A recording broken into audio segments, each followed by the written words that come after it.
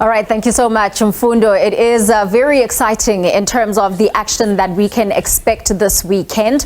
On Saturday, the Turffontein Racecourse will be hosting the highly anticipated championships finale, which features scintillating graded races. Now, as the culmination of a thrilling season, Champions Day will be an iconic event coinciding with Freedom Day, which marks 30 years of South African democracy. And of course, joining us in studio is Gareth Flusk. He is the marketing manager for 4Racing South Africa. A very good evening to you, Gareth. Thank you so much for making time. I mean, we speak about the championship finale that is taking place this Saturday, and it is quite important in terms of not only what the event represents, but also the alignment of the day in which it is taking place and how big of a day it is for South Africans. Yeah, absolutely. I mean, 30 years of democracy in South Africa, and I think, as all good citizens, corporate and, just as private citizens, it's something that we absolutely need to celebrate. We have to take this to all communities. We've got to share it with our children. We've got to make sure that we don't forget our history, but we also need to make sure that we keep on celebrating what we have in South Africa and what diverse cultures we have. And I must say that the 27th is a really special day. Yes, it's the conclusion of our season. Yeah. As we said, championship finale. It's the conclusion of what is this season. It runs September to, as we can say, around about the end of April. It's been 4 meetings that we've had since the start of February, starting with Guineas Day. We had Classic Day, then Champions, and now the finale. And we've seen some fantastic racing and some great horse racing and a celebration of, let me say, something truly South African. No, absolutely. I mean, we are seeing the images there on screen right now, and as someone who has gone to a number of horse racing events, what we've seen is that there's just been this surge and this uptake of love for horse racing.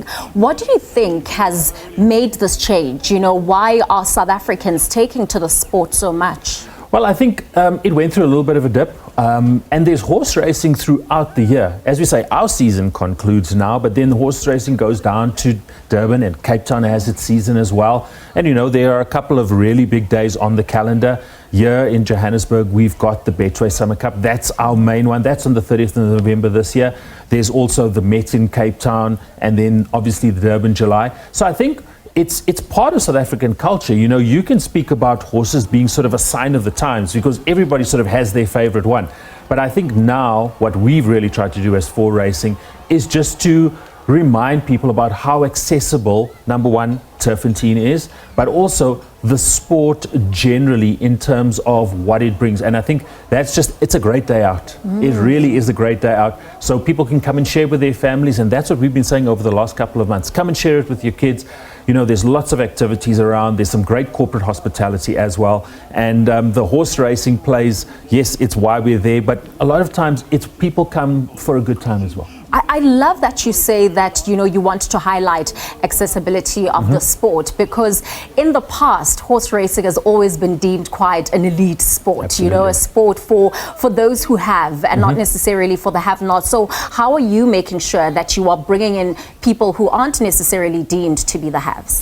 Yeah, so I mean, it's said to be the sport of kings, and I think that sort of stigma is exactly what we're trying to also say. Yeah, it might be for kings, but it's for everybody. And in terms of our ownership, we've got some key owners. So somebody like a Jessica Moto, she is a horse race owner. You didn't know that, did you? What? So she is actually on the Racehorse Owners Association. So we're really driving let me say, we're trying to drop that stigma of who can own a horse. Yeah. And I mean, I'll give you a personal experience here. Last week was the horse racing sales, and I went there, and I'm part of a syndicate now for my daughter in order for her to be part of owning a horse as well. And I think it's partly cultural. There's legacy to it as well, but it's up to us as 4Racing to break down those barriers, because yes, there's a lot of wealth around horse racing. Yes, there was a horse that went for 6 million that's going over to Hong Kong,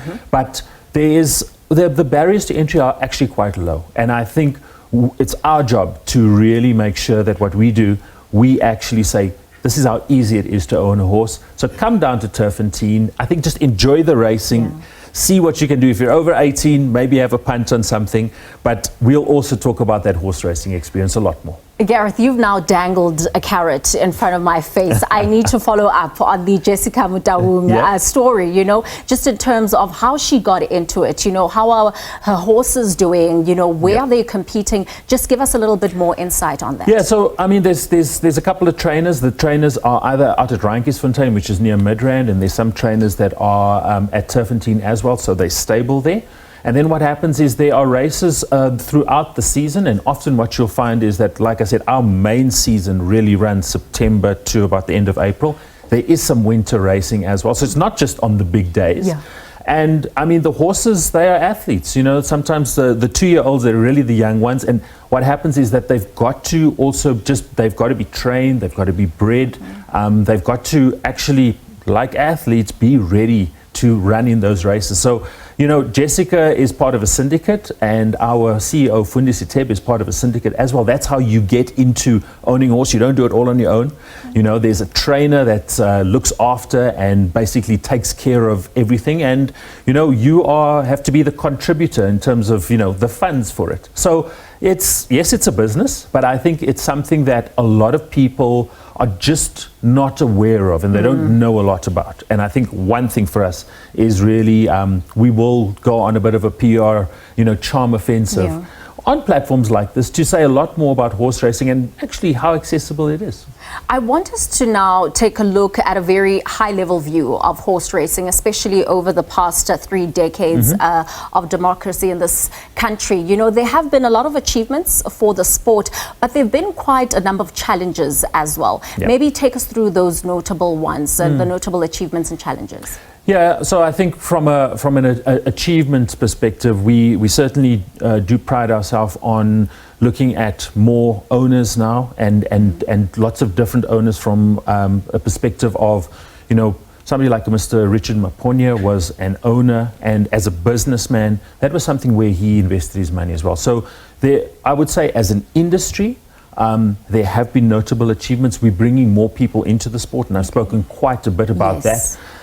One thing which is quite important for horse racing is that there's also been horses which have been exported and have done very well overseas. And you look at places like Dubai and Hong Kong, and a lot of horses and some of our jockeys have gone over there and are doing particularly well. So in Hong Kong, we've got quite a big South African representation there, which a lot of people might not know. And in Hong Kong, it's almost like the national sport. So I think there's been international interest. Not only in our trainers and what they can do, in the horses that are bred here as well, but I think from a perspective of 4Racing and what we're trying to do and what we've done over the last 3 years, we're quite a new company. We really are trying to say that we love the fact that we're trying to democratize the sport, and we want to bring people back to this. So, you know, to everybody out there, come to Turffontein, come and enjoy it. Every time I speak to somebody, they're amazed by the fact that there's so many races. But you know, something like the 30th of November, which is the Betway Summer Cup, yes, that is a big day. But our real big racing, I mean, it's free entrance. So, you know, come on Saturday, see what it's like. And you know what? End of year parties. We've got a fantastic building with corporate hospitality and lots to do for everybody. So, yeah, I would say that's what we're proud of. Yeah, and just before we run out of time, Gareth, I want us to talk about the event on Saturday. What is the field looking like? You know, for some of those who are going to be keeping their eyes on the horses, you know, who can they be betting on? Oh, well, I'm not going to go there, but what I will say is that this is the conclusion of a fantastic season of racing that we've had, which is obviously stretched all the way from September to now. We've got some feature races. There's probably about 8 to 9 feature races that are on the day. We start at 10 to 12. And we run all the way up until about 5 o'clock. There's entertainment in between as well. So if anything, it's really a celebration of a lot of the horses that have run and have done particularly well. And in fact, we conclude our season properly with an award ceremony called the Highveld Feature Season Awards, which happens on the 18th of May. And that's where we have Horse of the Year, and, you know, jockeys get awarded as well as trainers.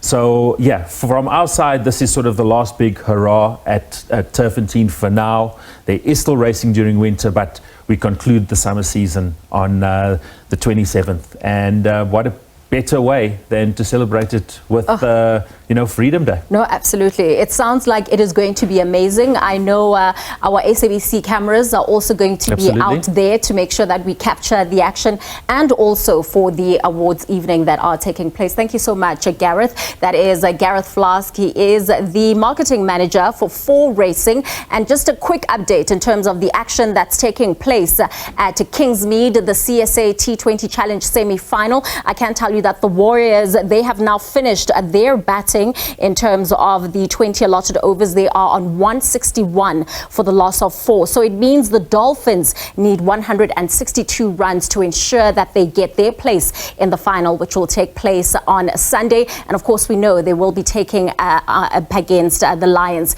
who have also booked their place in the final.